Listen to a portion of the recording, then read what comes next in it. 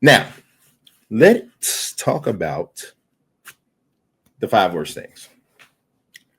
Even though the Bears were able to rush for 45 yards in the second game, I mean the second half of this game, which is not bad. Obviously, if you rush for 45 in both halves, you rush for 90 yards over the game. So that's pretty solid, right? But overall, if you think of it, they only ran for 69 yards in the game. So if 45 of those came in the second half, only had 24 rushing yards in the first half. So let me change that. So 45 of those rushing yards in the second half, that was what came from the running backs, not even counting what Caleb ran for in the second half. So that tells you even more how bad the first half rushing yards were, right? 45 yards from just the running backs. I think Caleb might have had 9 yards or something like that in the second half. So we're probably sitting on like 10 yards rushing or something like that in the first half. I have to go back and look at the numbers, but it was bad. It was bad. And it continues to be a bit of an issue. Thankfully, Caleb was able to make some plays in the passing game. They were able to utilize play action, which I don't even understand how wide play action was working as well as it was, considering the Bears had not established a run game. But they had begun to he made some plays in the passing game, and it was able to kind of hide how bad the run game was, especially in the first half. Bottom line, y'all, this run game has to get better. There's no other way around it.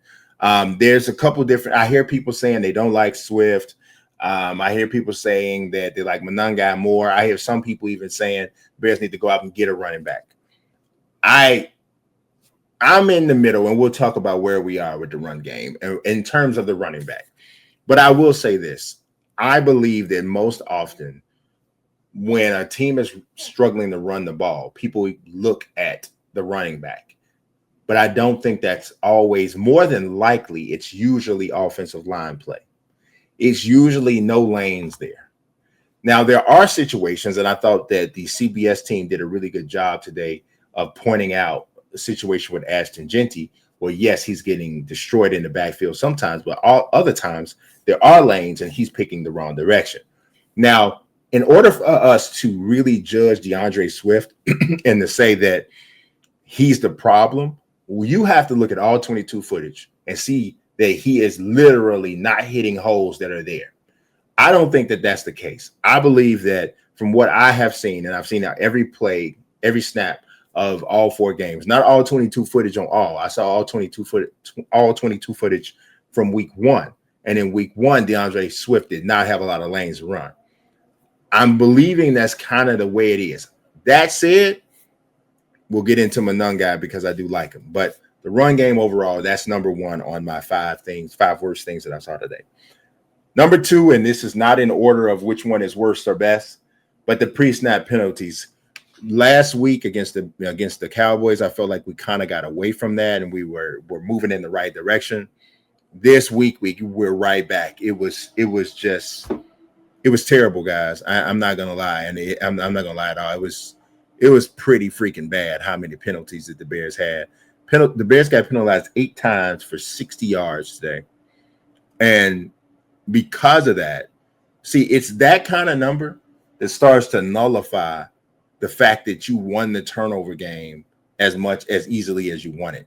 Like the Raiders had 4 turnovers, the Bears had 1. They were +3 in the take and plus minus on the takeaway.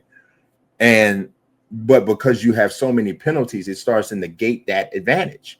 And I think that that's really what we saw. So the penalties have got to be cleaned up. As I talked about earlier, Cole Kmet with a tight end with 2 false start penalties in the same game. Like, I don't know how often that's happened, but that's not something. Come on, something's not jibing there when you're seeing that. So, not to mention we had holding calls on plays.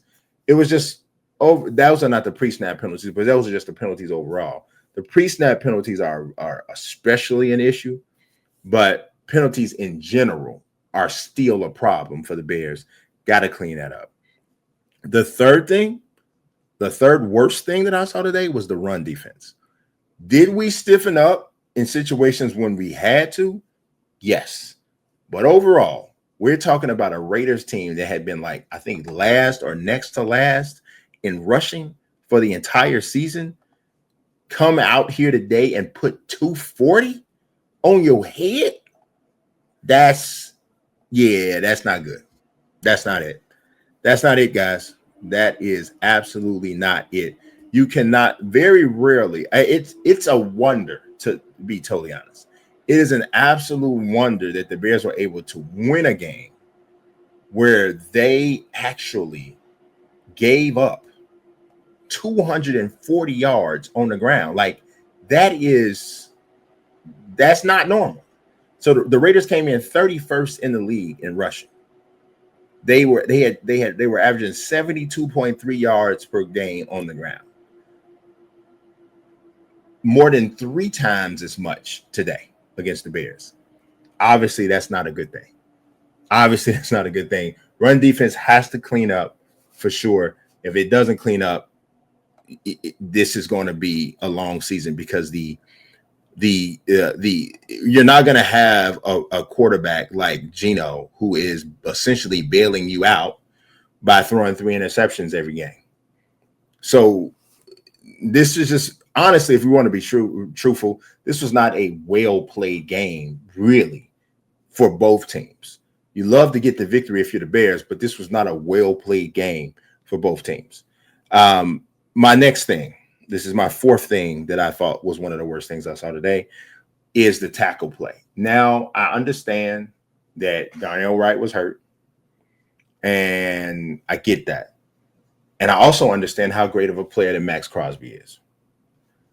But on several plays, the ease in which Max Crosby got into the backfield was just unbelievable. It was unbelievable. And I thought that we were better, honestly. I do think when Theo Bernadette was moved to the left side, and Ozzie Trapilo, the rookie who finally got in the game, was moved to the right side, I thought they actually played better. I actually thought that they pass protected better at that point. But overall, the tackle play was troubling, because the pressure off the edge from the Raiders, and I know that Max Crosby is a top 2-3 pass rusher in the game. I get it. But some more resistance than what we saw has to be given. I mean, Aiden Hutchinson didn't get in the backfield this much. And Aiden Hutchinson's a dog, for Detroit. So the tackle play to me left a lot to be desired, and there needs to be some cleanup there. I'm hoping that, honestly, man, I really, if it's me, I want to. I mean, Theo Bernadette didn't play bad at all. I shouldn't say at all. Early in the game, he was getting torched. Him getting moved over was a little bit better, but I don't know, man. I feel like you go Darnell Wright, to go Trapilo, and you just continue to grow. Let the unit gel. Let that unit gel with Jonah Jackson, Tooney, Dahlman. Let them gel. I felt like Dahlman was playing better. He gave up some interior pressure early, but I thought he played one of his better games, except for that bad snap, of course, that went all the way back. I don't know whose fault that was. If that was Caleb's or his, you have to kind of get some additional commentary to find out whose fault that was. But I just think you go young on the edges, man. Go young on the edges. I don't think that Braxton is a swing tackle. I felt that way for probably the last year and a half. I know that it was a bit of a gem kind of a find to find a dude that late in the draft that can actually play and play as many NFL snaps as he's played. But in my opinion, ideally, he's a swing tackle. You drafted Ozzie Trapilo in the 2nd round because you obviously thought a lot of him. You drafted Darnell Wright in the 1st round because you obviously thought a lot of him. Go with your young dogs on the edge, let them grow as a unit, and I think that's where you ultimately will get the best tackle play that you have available on your roster right now.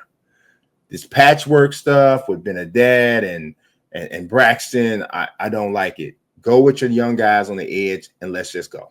But tackle play was my 4th thing. My last thing was the pass rush, or the non-existent pass rush. the Bears, let me tell you, the Bears didn't just not sack Geno Smith today. They only had registered one QB hit.